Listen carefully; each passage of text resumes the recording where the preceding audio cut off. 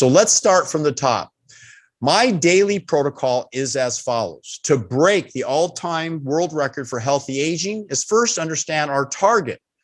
Our target is to understand that one of the oldest living individuals in history, not the longest lived purported, which was Jean Calumet out of France. She lived purportedly to 122 years and a certain number of days, but it's according to Smithsonian Institute.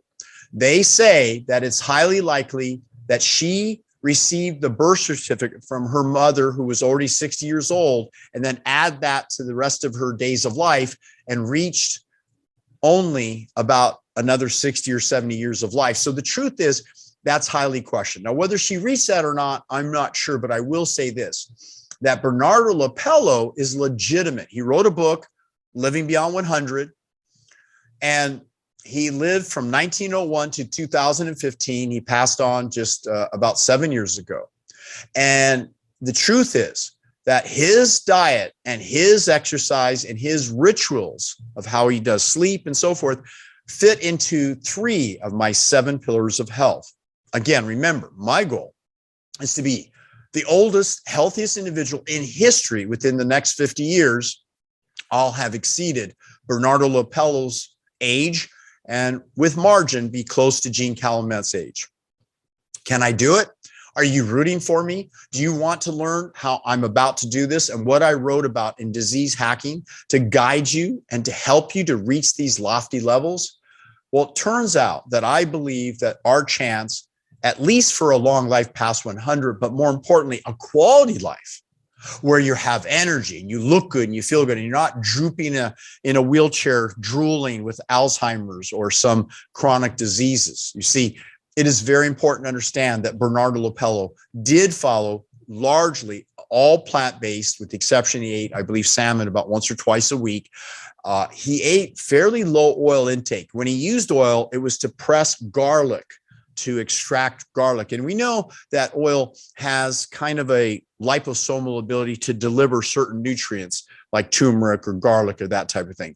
So I don't really consider that he was adding oils to his salads and his foods and things the way so many recipes are soaked in oil in a plant-based community. No, the truth is, overall, his percentage of fat, protein, carbohydrate was consistent with what Nathan Pritikin and I believe, and others have put forth, such as John McDougall, Michael Greger, Caldwell Esselstyn is a little stricter because he's dealing directly with cardiovascular disease. We'll talk about that further. But I have added the pillars of health that might amaze and impress you. Stem cells, because Tony Robbins has talked about it. I've been doing this, one of the early science researchers, because I was wanting to beat the issue of aging. I am here to tell you that what it takes to live a longer quality life will require the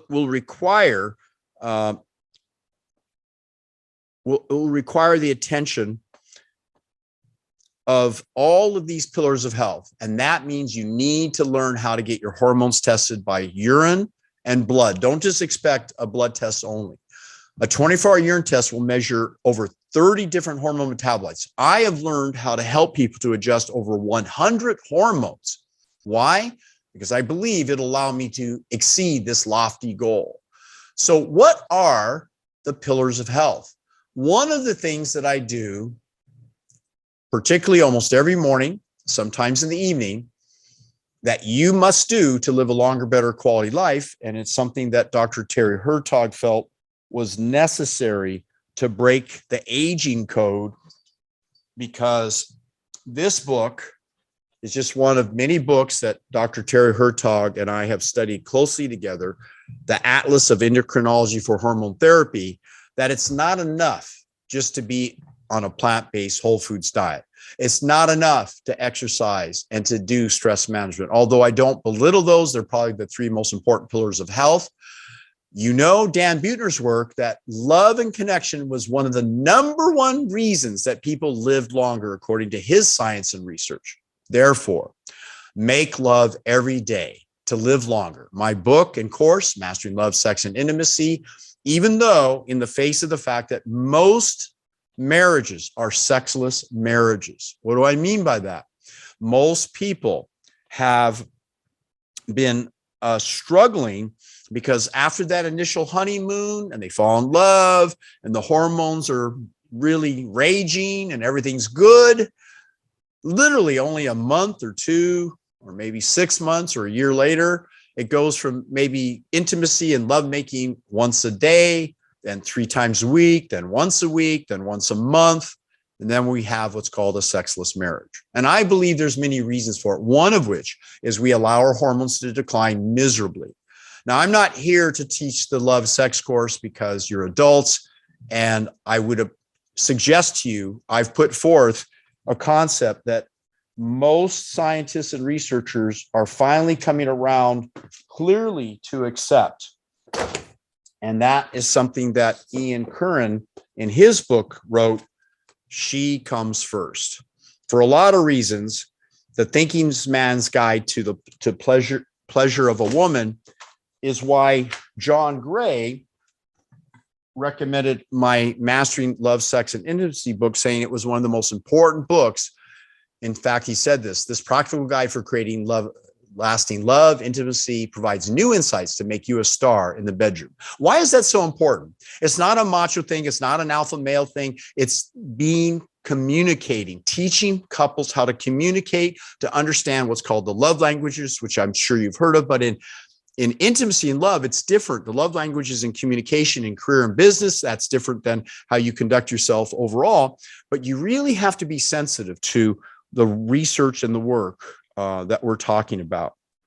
And I'm saying this for good reason, because Dr. Hertog located several scientific studies that showed those who lived past 100, they had an early interest and proclivity to making love and sex. They were able to perform into their later years. But obviously in the blue zones, they also follow a plant-based diet. So their arteries are completely open. They're less likely to have ED. When I did a thorough research of the world literature of where ED is concentrated, the highest incidence was in China and a few other countries in the world, in Europe and so forth, industrialized nations. But it was really the wealthy people of China, not the rural China. Like T. Colin Campbell talked about the China study. You see those on a whole plant-based diet remain potentially sexually active and capable, but the truth is there are enzymes and hormone decline regardless of how healthy your diet is. And I reveal these tips and facts about how to optimize. And you're going to be amazed to find out that why should my testosterone be 1,588 when I assure you, almost every one of you watching this show right now, if you were to get a lab test on your total testosterone or free testosterone, it's probably, if you're past the age of 30, 40, 50, 60, if you are towards 22 years old, I maintain my testosterone level to that of a 22-year-old. Why? Because I'm going to work to break the world record of healthy aging. And women need to have testosterone as well. Also, it'll increase your interest in libido. Optimum testosterone levels protects the heart. Optimum testosterone levels protect the prostate. Yes, the prostate. The prostate needs DHT and testosterone to nourish the prostate. It's really estrogen, the evil twin that causes so much problems in the human body. And I'm going to reveal, which I did in my book, Disease Hacking, how high estrogen levels is the biggest risk. And we get estrogen from xenoestrogens, chemicals in the environment, and even from eating fish, chicken, turkey, eggs, meat, and fish. Yes, even fish is loaded with estrogen because of PCB and contaminants. So all of these reasons and more, I'm here to tell you that mastering love, sex, and intimacy will definitely not only increase the likelihood you'll live a longer life, but a better quality life. Who wants to live a long life without love? Love and connection is absolutely essential for releasing over 30 different hormones when you reach orgasm.